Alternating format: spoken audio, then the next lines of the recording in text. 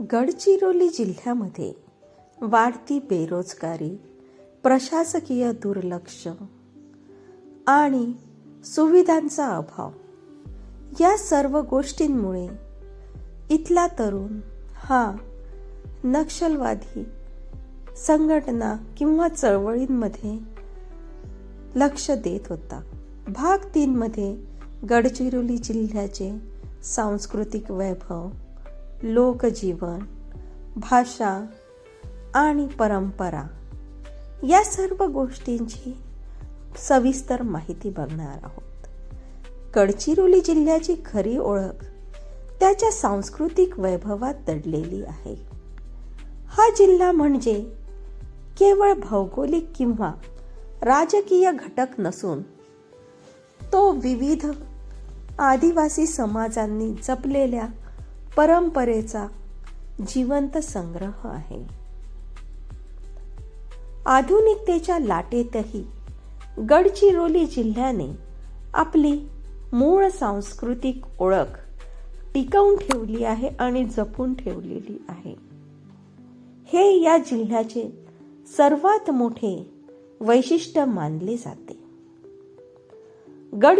गडचिरोली जिल्ह्यामध्ये गोंड, माडिया, मुरिया, कोलाम, प्रधान, हलबी, तेली, आंध्र आणि माना अशा अनेक समाजांचे वास्तव्य इथे या गडचिरोली जिल्ह्यामध्ये दिसून येते.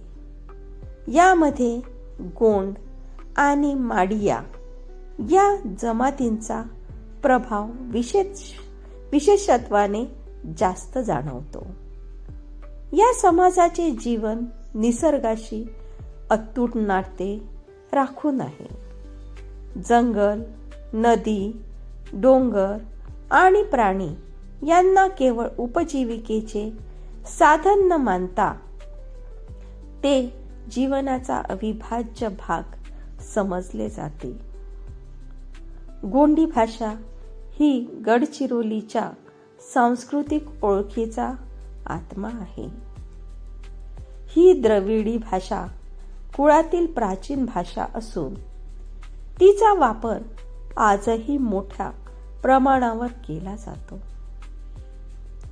गडचिरोली जिल्ह्यामध्ये लोककथा, गाणी, म्हणी आणि देवकथा या सर्वांची गोंडी भाषेतून पिढ्यानपिढ्या प्रसार होत आला आहे.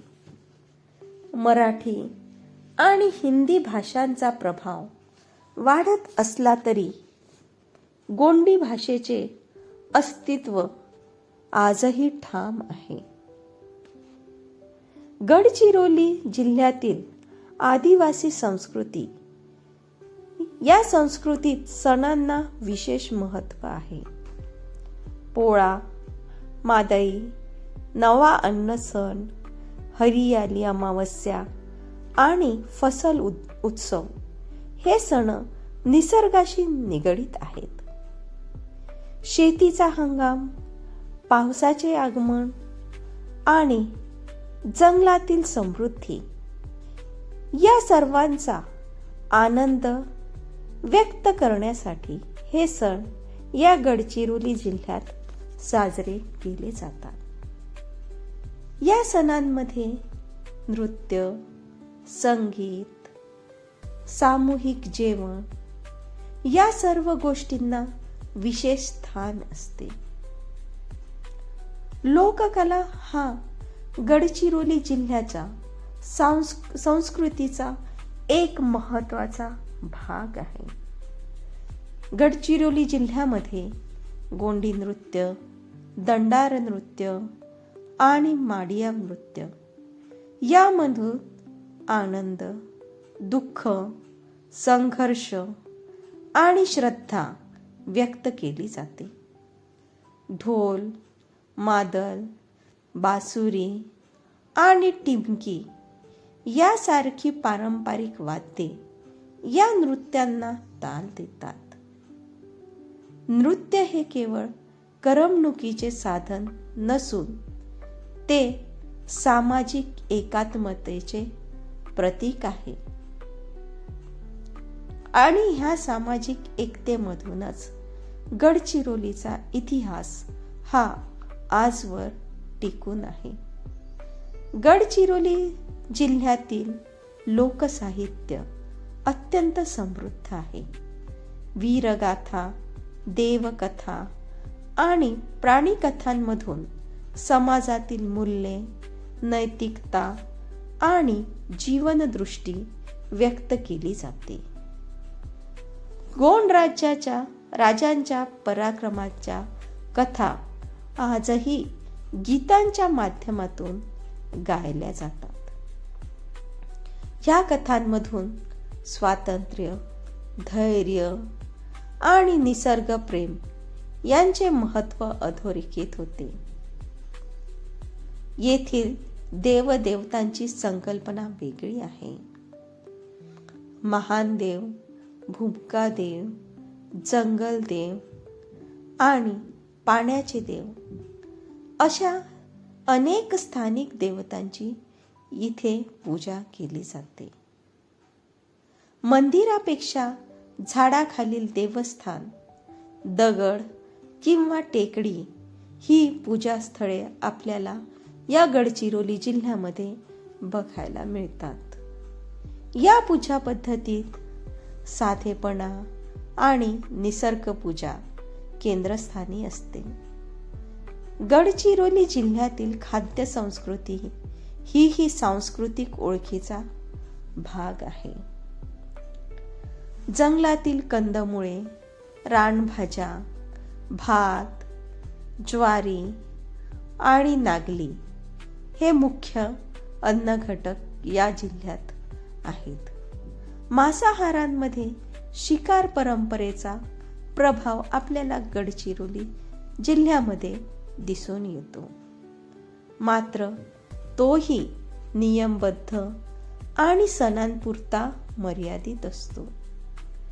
आजही अनेक पदार्थ पारंपरिक पद्धतीने येथे तयार केले जातात. पोशाख आणि दागिन्यांमध्ये साधेपणा आणि उपयुक्तता दिसून येते. महिलांचे पारंपरिक नऊवारी सारखे साडी प्रकार येथे आपल्याला दिसून येतात.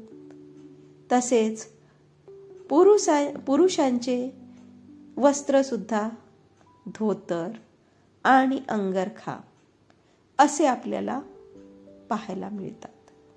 तसेच चांदीचे दागिने ही यांची ओळख आहे. या दागिन्यांमध्ये सौंदर्यापेक्षा सांस्कृतिक अर्थ अधिक महत्त्वाचा असतो. आधुनिक शिक्षण, संपर्क माध्यमे आणि शहर संस्कृतीचा प्रभाव वाढत असला तरी गडचिरोली जिल्ह्यातील सांस्कृतिक परंपरा पूर्णतः नष्ट झाल्या नाहीत. गडचिरोली जिल्ह्यातील परंपरा तेथील आदिवासी आणि तिथल्या अनेक जमातीतील लोकांनी स्वतःच्या संस्कृती अजूनही जपून ठेवलेल्या आहेत. अनेक स्वयंसेवी संस्था आणि स्थानिक कलाकार सांस्कृतिक जतनासाठी प्रयत्न करत आहेत. शाळांमधून लोककलेचे सादरीकरण, सांस्कृतिक महोत्सव आणि संशोधन कार्य यामुळे ही परंपरा एका पिढीपासून दुसऱ्या पिढीपर्यंत आणि दुसऱ्या पिढीपासून या नव्या पिढीपर्यंत पोहोचत आहे. गडचिरोली जिल्ह्याची संस्कृती म्हणजे निसर्गाशी सुसंवाद साधणारी संस्कृती होय. सामूहिक जीवनावर आधारित आणि संघर्षातून आनंद शोधणारी जीवन पद्धती ही गडचिरोली जिल्ह्याची आहे. ही संस्कृती महाराष्ट्राच्या सांस्कृतिक वैविध्यात एक अमूल्य ठेवा आहे आणि गडचिरोली जिल्ह्यातील सर्व जनता हा ठेवा तसाच जपून ठेवत आहेत.